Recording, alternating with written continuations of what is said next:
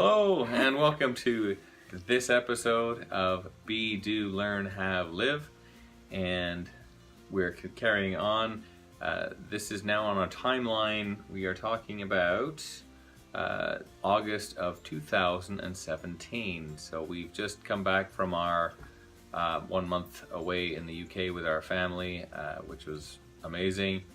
And we've had a couple of weeks respite, as it were, and going back from the previous sort of trips and earlier on in the year, what's coming up next for us was this whole Camp Eclipse thing, which was the card we were given, or I was given, from the team at Virgin Galactic. And what we found was when we got back from that UK trip, I got real giddy and excited and silly looking at my laptop while sitting in bed, looking at this website and finding out that all the details about what's involved with this particular event. And so it was pinpointing and showing how they've gone through and chosen what they deem to be the best spot in the path of the eclipse to maximize the amount of time, and also looking at historical weather patterns and stuff like that. And so we ended up going to a field in Idaho for this particular event. And it turns out when we arrived, they were still sort of doing the last bits of cleaning up of cow pats that were on, because this was an actual cow field that we were going to. And this was our first venture into glamping. And so it was actually pretty awesome. We drove in and saw all these teepees and tents and things around the site. They had trailers that were essentially shower rooms and washrooms. They had a pop-up catering building, which was essentially this huge mess hall that had tables to feed us all on. They had a bar off to the side too. They had all sorts of stuff there to keep us entertained. The event. Fire pits, that's right. That was nice. And there was various other tents around the place to just have conversations, have chats, read books, or whatever. It was actually laid out really well.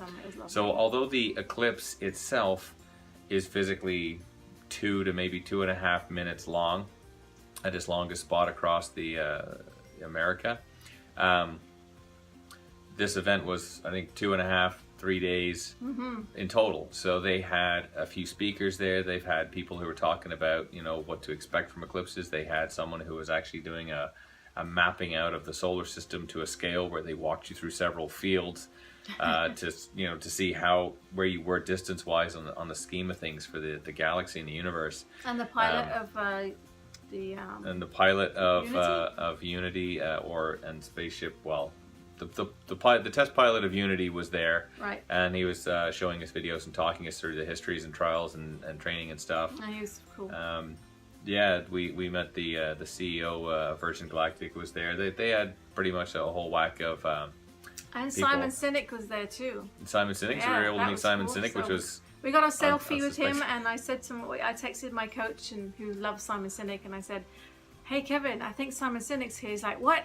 So we sent him a selfie of Dave and Simon later, and he wrote "Holy effing hell," because he was so excited. So that was a real treat for us as well. But that was cool. I mean, Simon Sinek was a nice guy, and he's obviously probably the biggest celebrity, I would say, that was there, as far as like well-known celebrity. But there are a lot of other big people, big business owners and all that kind of stuff, and realistically most of them I probably still don't even have a clue who they are in relation to anything. But there's a lot of high rollers. I mean, I think half the people there flew in on their own jets, right?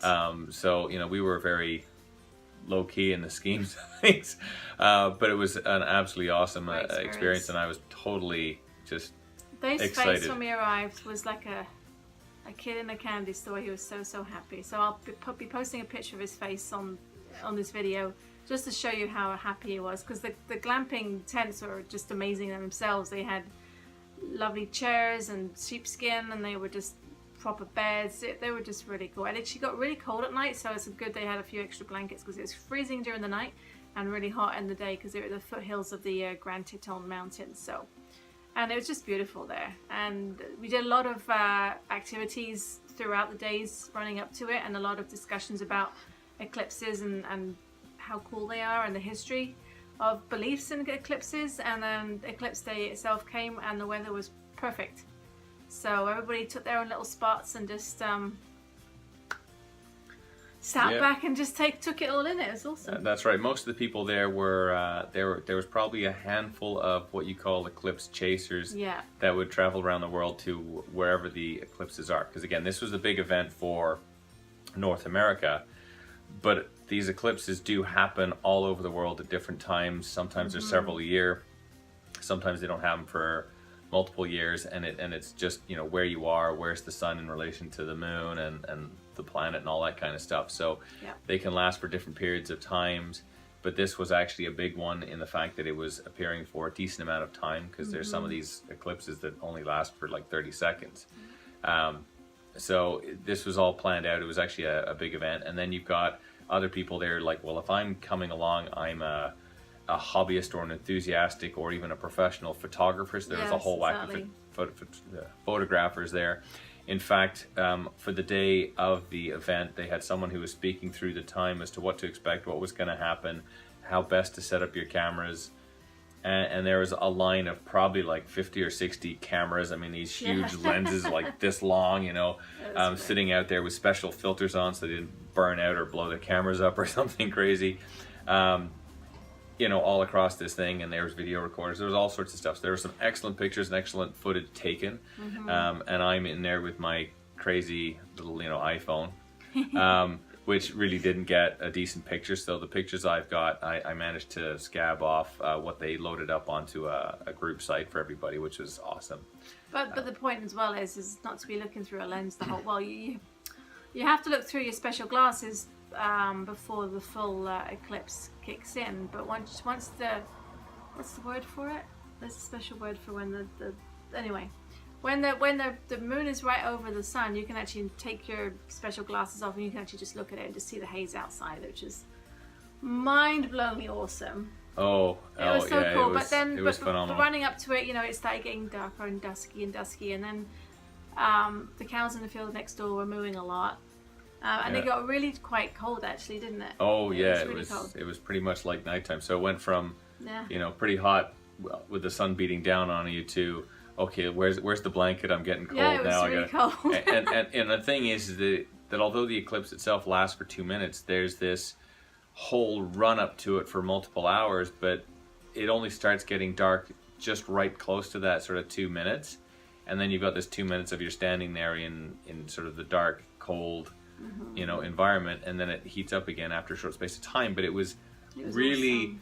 Eerie lighting, the whole mood and everything else. So there was the cows that kind of made this noise and then went silent. We couldn't really hear any other animals making any noise at all. It was amazing. It was bizarre and awesome and amazing. And when I'm standing there looking actually at the eclipse itself, it was not what I was projecting in my mind or expecting. It was pretty cool. It was pretty cool. And apparently the whole thing is that every eclipse is actually a little bit different as far as how you have these you know, shards or beads or whatever appear, you know, and all this sort of stuff of the sun sort of shooting out. So the actual pattern that it makes when it's actually in eclipse is different every single time. So that's pretty cool. Just awesome. Yeah, it was just amazing, and we were so grateful to have even been there. Honestly, right? I mean that's the whole thing. It was pretty amazing to kind of be there. So Richard wasn't there at this particular event himself, and it turned out that apparently the conversation was that he was thinking, it was a big event. He probably should have been there, but he tends to spend the entire month of August with his family on his own island, and that's where he was. And that's fine because, you know, you can't be everywhere, amazing. But that was a pretty cool event. And there is actually a YouTube video of the event that they did make. I don't think I can link it into the video, but it certainly is worth looking up for Virgin Galactic. We'll see if we can put the link to it in the description or something like that. Yeah, maybe, because it's worth watching. It's just an amazing experience, and we're so grateful to have been there, actually. So that was really something that was an unexpected thing that happened.